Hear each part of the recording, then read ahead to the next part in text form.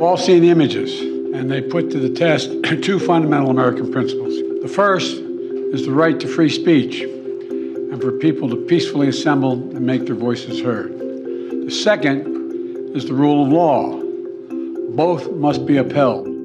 Over the past few weeks, we've seen many college campuses around the world become a centre point for anti-war protests, with thousands of students and faculty members showing solidarity for Palestinians. We've also seen different responses, from massive support on social media or swift actions from some college administrations who've requested police help in clearing encampments from university campuses.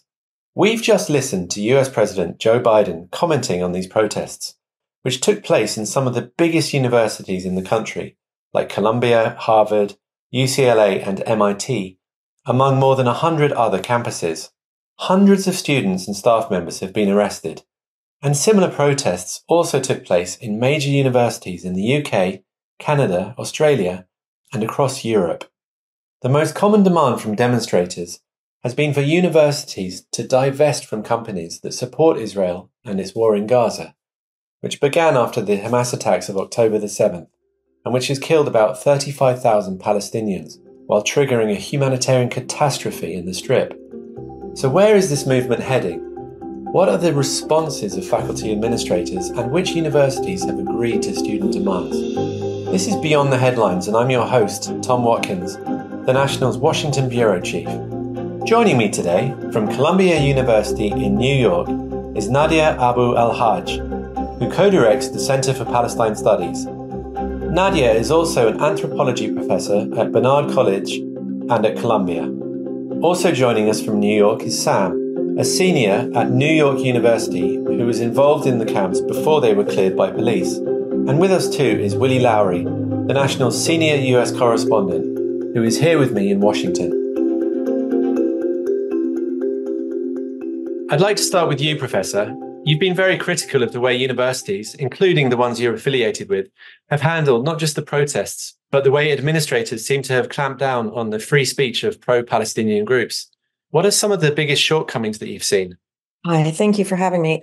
Well, the shortcomings have been that these universities, or many of them, not all of them, but many of them, and Columbia, I think, has been one of the worst, have betrayed their own principles of academic freedom and free speech.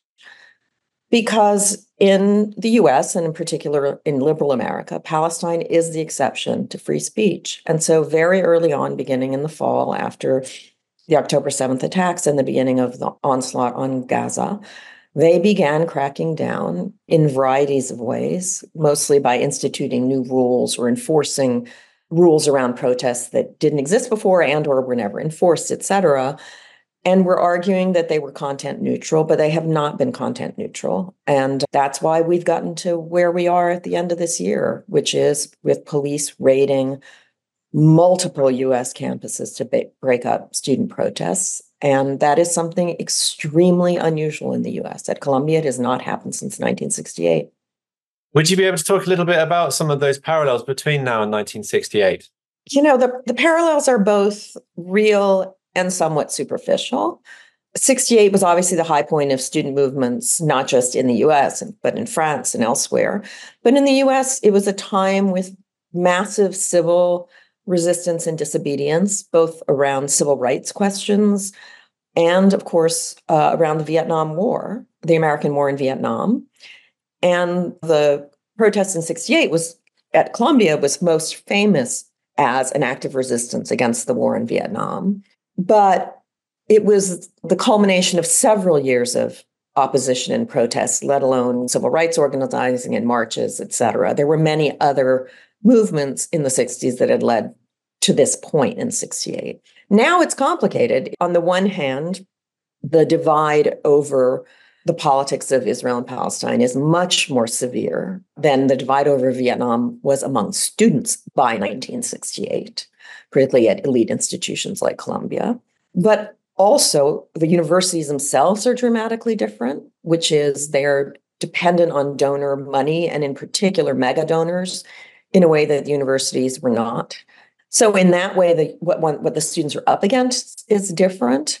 But at the same time, it's Similar in the sense that this is a mass protest movement being led by a young generation in the US, largely by college students, that even though there was an anti-apartheid movement in the 80s, this seems to be on an even bigger scale. Well, this is perhaps a good moment to turn it over to Sam up in New York. Sam, if you wouldn't mind just telling us a little bit about your experiences at the encampment and perhaps talk about the police response and how NYU handled this. I should note that we're only using your first name today because you're worried about repercussions or punishment from the university. And I think there's a lot of protesters that have also feared those repercussions. We've seen a lot of people wearing masks, obviously. Yeah, if you could just talk a little bit about that, please. Yeah, so our encampment, we had two of them here at NYU. The first one was at Gould Plaza, and it was broken within the day it was created on Monday, I believe the 22nd. And then later we had a second one at the Green Street walkway right next to the John A. Paulson building. That one lasted a couple hours short of 7 full days. It went from Friday and it was broken up last Friday morning at 6 a.m. It was a wonderful time in there. I'll be honest, as a Jewish student, I think it was very important to state right now that the supposed violence and anti-Semitism is not really something that I saw that was lobbed at the pro-Palestinian groups, and I think that's not really fair to say to them. We were there to support Gaza. We were there to support each other, and it was a loving time. And as a Jewish person myself, I know I wouldn't have felt comfortable being in that kind of space if there was anti-Semitism present. I know I can speak to some of the anti-Semitism found from the counter-protesters and some of the things lobbied at that, them calling me when I was up in the front not a real Jew or a self-hating Jew, and trying to lobby that I was a terrorist or a terrorist supporter. There were Zionists who drove around the block one night at 2 a.m., looping and honking their horn as much as possible, trying to keep everyone up. I know there was a man who said to us, if he had guns, he would mow us all down. So if you're talking about the supposed safety of students, it's the counter-protesters who are creating this unsafe environment. And I can talk directly to the president of NYU, Linda Mills, saying that she felt threatened by some fake blood. In part, she felt threatened in part by some fake blood put outside of her apartment while causing real blood on her students. I think the reaction was far too severe for a non-violent encampment. The only violence came from outside forces that the NYPD and NYU never tried to stop or never tried to quell. I think it was unjust what they did to us. Did you call the police when you were threatened with gunfire? No, he said if I had a gun. So we had umbrellas, and we decided we had something in our encampment on the front lines were a row of signs that said, remember to not interact with Zionists. Our main goal was not to fight with anybody. We wanted to state what we believed in and not interact with them. So when he said that, we just did not interact. There was nothing further past that threat of violence. What was your experience with non-students who were involved? I think they were sometimes called agitators from the outside. You can call them outside agitators because they were outside of our encampment. I can tell you that. We had lines, and we had NYU CSO security guards checking everyone's NYU IDs before they came in the encampment. If anyone got inside the encampment, that's their fault, not ours. I can tell you that. We had a lot of agitators, but they were not inside of our encampment. They were definitely outside. If that's the accusation levied, I know NYU in the second encampment especially didn't even make a claim that there were outside agitators because of the 44 reported people there. There was no claim that we had anything other than NYU people around. And in terms of dialogue with the university, did you find that they were open to talking to you? I'm talking about the administrators now. At first, it seemed like it. Definitely, when we started the second encampment, we had a brief talk of negotiations that they claimed were in good faith. And then when we asked for anything in writing, what they claimed is that they would give us disclosure and that they would give us amnesty for our students if we were to reduce our numbers of our encampment. And then we asked for that in writing, and they did not give it to us in writing, and we ended up backing out of negotiations. And advice we were actually given from some of the protesters from the 2009 Wall Street demonstrations, where a group of NYU students made an encampment in the Kimmel Center, our student center. They came and talked to us, and some of the same people were on the administration when they claimed to have good faith negotiations and actually just arrested all involved students and destroyed the encampment. So we were kind of warned that the negotiations might not be in the perfect good faith. We had, luckily, a lovely group of faculty with us recording our information and keeping NYU honest. But after that, that was Saturday night, was our last communications with the administration, besides announcements they would send out to us. They absolutely stopped talking to us, stopped meeting our demands, and then started making threats on us. We've got a slightly different situation down here in Washington, D.C. Willy, how do you see things playing out there? I want to circle back to something that Sam said, which was that the students were there for Gaza. And I think that's something that is lost in a lot of the talk around these encampments. And it's that this war, prosecuted, say, in 2009 or in 2014, the world is able to see it in a completely new way because of social media, because of the mass proliferation of cell phones. So beyond the heroic Palestinian journalist who's able to tell the story, it's the person who just lost their aunt, their uncle, their cousin, their sister, that's also able to offer these incredibly intimate portraits of the devastation. And then the way that people are consuming it on their own phone, it's a much more personal conflict. And I think that kind of connects back to 1968, to the Vietnam War and the student protests. The Vietnam War was really the first conflict that was broadcast on television, and the horrors of conflict were being played out on television screens across the US, and that had a galvanizing impact. And I think that same kind of almost tangential connection is what's being played out, but magnified even more because it's such a more interconnected world. And I think that's the driving force, is just the horrors of what modern warfare look like in a space as small as Gaza. Can I actually speak on that for a second? Absolutely.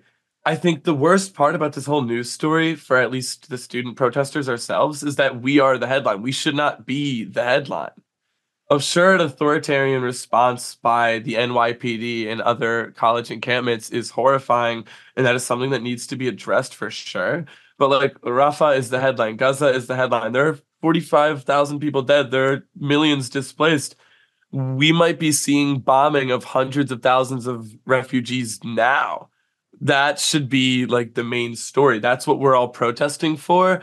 And I think a lot that's lost in the messaging is, besides just the terrifying response by our officials here in New York City and in other places, why is the story being recentered? Why are we moving off of Gaza in probably the most important time to look at it? Right. And I want to say that is absolutely the culmination of the strategy that both the university administrations have taken all year in order to satisfy their donors and Congress, and that Congress has taken, right? Which is, whether it's when the police raid or before that, it's never about Gaza. It's about anti-Semitism and the safety of so-called Jewish students on campus, which really means whether or not Zionist Jewish students are comfortable.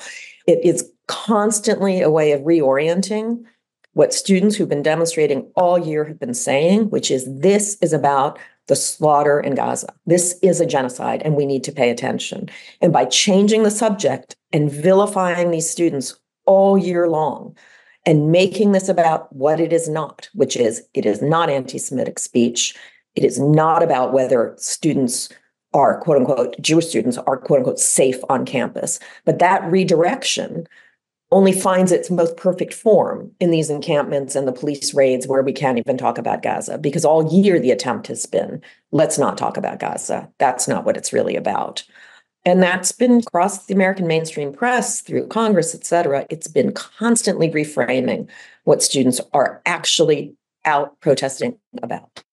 That's certainly been the dynamic that we've seen play out in Congress, particularly among the Republicans. And Willy, you will have seen a steady stream of Republican politicians making the trek over to GW from the capital, and they're coming out and saying that these protesters are pro-Hamas, and they're not talking about Gaza. So we're seeing this play out in the national discourse, as you say, Professor, kind of redefined within these very small parameters.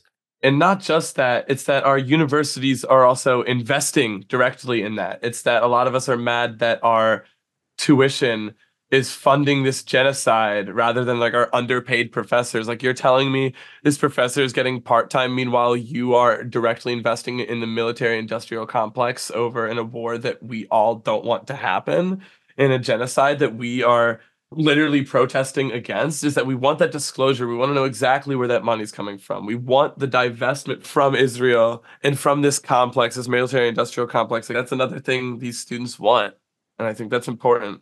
That's absolutely right, because the point is the war in Vietnam mobilized students. You're absolutely right that it was the first TV war that was shown on television. But the stake was, it was so clearly, there were things at stake for the students, as in the draft, right? There was a risk of being called to fight in Vietnam. And here it's different. Obviously, on some level, this is a foreign war. American students or American young people are not going to be called to actually fight this particular war. But it's been incredibly clear to students protesting that it is an American war. We are funding it. We are sending the bombs, literally shipments and shipments of bombs going over. And there is no meaningful political pressure being put on Israel. And I did want to go back to the comment about the Republicans in Congress. It's not just the Republicans. In terms of domestic American politics, Israel is the wedge issue that brings together the mainstream Democratic Party, because it has always been loyal to Israel, and because it has also always been a base of the American Jewish community, the Democratic Party, which officially for a long time has been deeply Zionist, although that is now changing generationally. And the Republican Party, that on the one hand has a investment in the state of Israel because of its own anti-Islamophobic stuff, but on other levels is deeply anti-Semitic. But you have now this incredible strategic alliance that brings the majority of the Democratic Party together with the majority of the Republican Party. And there's virtually, on Capitol Hill and in the White House, no margin of maneuver. And what they're facing nationally is a movement on a mass scale of a much younger generation that they could not have imagined happening 6 months ago, let alone 5 years ago. And the crackdown is partly about panic. They're losing control over the narrative, which for decades and decades, there was virtually no crack in the narrative of what Israel was as the one democracy in the Middle East, as always the victim, as never the problem. And there's actual political panic among political and economic financial elites in this country about losing control, including losing control over their own kids and what their kids think. So we're seeing this sort of attempt to really crack down on speech because they know it's threatening. It's not threatening today or tomorrow, but in the medium term, policy in Israel is going to have to change as this generation comes to power. Yes, that's a good point. There's been a number of surveys that have come out that have showed this shift in opinion, particularly among younger people, being more sympathetic towards Palestinian causes. And you talk about a sense of panic. I'd be really interested to hear about how you think that's going to play out for the Democrats in terms of their own messaging 6 months from now or over the next 6 months leading up to the election. It's really hard to know. They seem, on the one hand, Biden and his ilk seem to think that in the end, young people will come out to vote for him because Trump is the alternative. I don't think that's entirely delusional, actually. But I guess I think two things. I think they're underestimating the extent of the alienation from a president or a presidential candidate that already people in general, and certainly not younger Americans, weren't all that excited about. And secondly, I think it miscalculates the question of how many people have to stay home for him to lose, right? You don't have to take every state. But if you lose Michigan because of the Arab American vote, so there are constituencies that will absolutely not forgive Biden and will not vote for him. Can he win without winning Michigan? Right? So even if their bet is right, that across the country, and there was a poll that came out today that seemed to indicate as alienated and angry as a younger generation of voters who would vote Democratic are about Biden's support for the Israeli genocide. Most of them, it's not their top issue, and that's what they're betting on. But what they seem to be miscalculating is that's not what counts. What counts are key swing states, Michigan being one of them. And that community, I just cannot imagine it's going to come out and vote for Biden. And whether Biden can win Michigan without the Arab American community, it's entirely unclear. Sam, is that your experience too in terms of conversations with your student friends when you talk about the election? Yeah. Right now, we're in a stuck point, but like a lot of us just can't imagine voting for Biden, especially seeing him being in the encampment and all of us watching together, him saying what we're doing and knowing that he's lying and that's about us is like, how am I supposed to vote for that now? Of course, I don't want a Trump presidency. It's not like that's what our goal is, but we've been alienated from everything. Where do we go? And in this electoral two-party system, with voting systems that just favor a two-party system naturally, what are we supposed to do? Right now, I'd say we don't really know. I think it's a really long ways away from November. A lot can change until then. I'm not sure what's going to happen. But like, as the professor said, how am I supposed to vote for Biden is what we're thinking. It's full communities he's lost. It's an age group that the Democrats, the further they double down on this, the more they lose their young support, which is like their lifeline. That's who they need to continue to be the party of the future. Willy, have you seen similar conversations playing out at GW? Yeah, certainly. Most of my conversations have really been focused on the kind of the present. But I think what you're seeing is a fundamental disconnect between the Biden administration and a younger generation. And it's taken them a really long time to kind of understand that a whole swath of people view this conflict and this issue completely differently than certainly President Biden, who even within his own party is probably on the extreme end of the issue. But it's just, they've been too slow to react. I think the professor is probably right. I think a lot of their thinking is they'll lose some, but come November, most people will probably revert back and vote for him. But you're a perfect example. He's not going to win all of those people back. And if he doesn't win them back in Michigan, it's big trouble. It's hard to say. I think the administration hemmed itself into a box on, what was it, October 11th, when he came out and spoke so defiantly in support of Israel without even mentioning Palestinians. And they're basically going to take that probably potentially to the end of the administration. We've seen how excruciatingly difficult it is for the Biden administration to actually use any political pressure against Israel. There was a report at the weekend that showed that an arms shipment had been held up, and this immediately has been seized upon by Republicans. So it highlights how even if there's any actual pushback against Prime Minister Netanyahu, then the Republicans are going to seek to capitalize on it. So the way I see it, he's in a damned if you do, damned if you don't kind of situation when it comes to messaging on Israel. I did want to come back to one of the very foundational points of this conversation, which was divestments. And Professor, you mentioned at the top some of the donor classes and some of the big money infusions that we've seen in these universities. Why do you think it is that it's so hard for universities to make the pledge to divest from companies that could be seen to be profiting from the war in Gaza? After all, Columbia did divest in the 1980s during the anti-apartheid South African protests.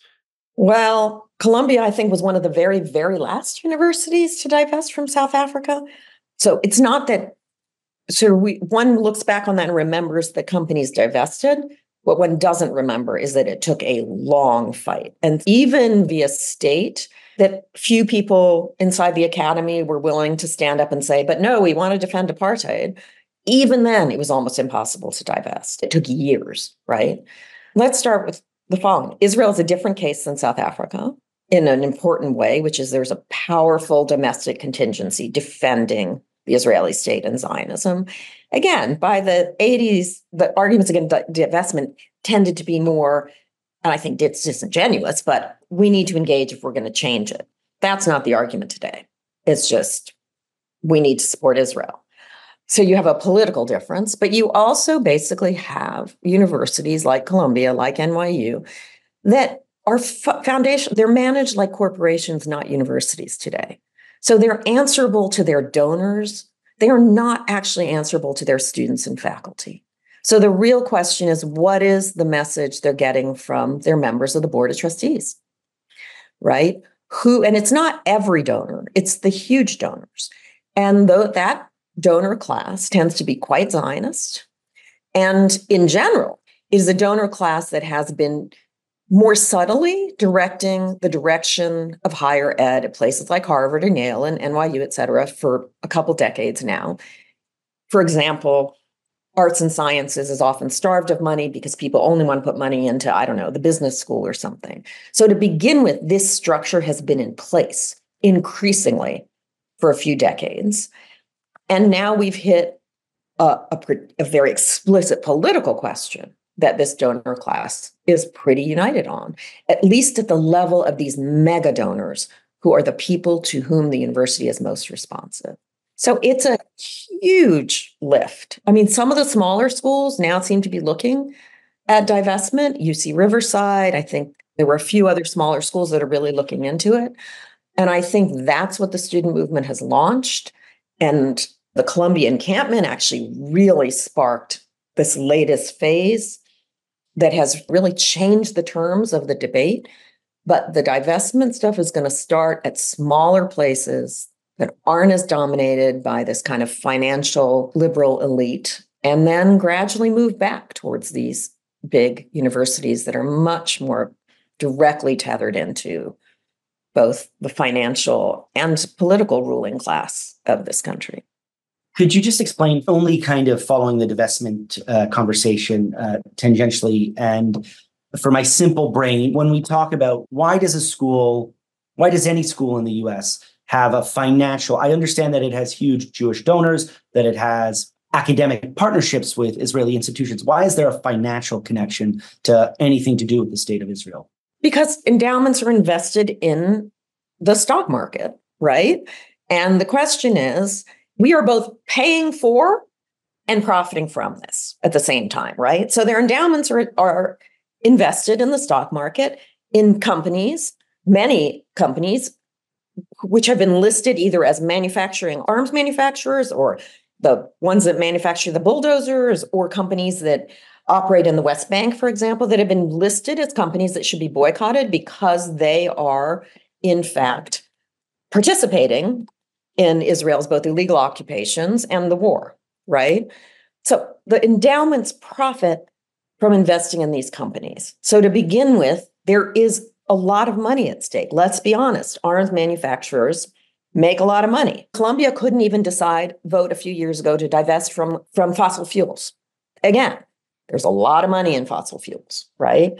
And then on top of that, you have the political commitment of, why are we singling out Israel? That becomes the argument. And singling out Israel as a place that needs to be divested from, which means divesting mostly from American companies or international companies that have their own role in the Israeli economy and the Israeli war machine, that we're singling out Israel, and then one's accused of being anti-Semitic. So you have the convergence of a general logic of how endowments are profitable, right?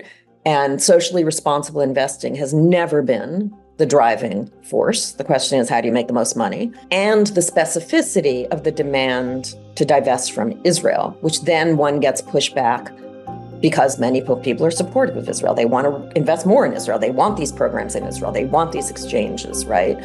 So you have a general economic approach or financial approach and a specific political question. And that concludes our episode this week. A big thanks to our production team, and I've been your host, Tom Watkins. Thank you for listening. Remember to subscribe or follow us on your favourite podcast platform so you never miss an episode.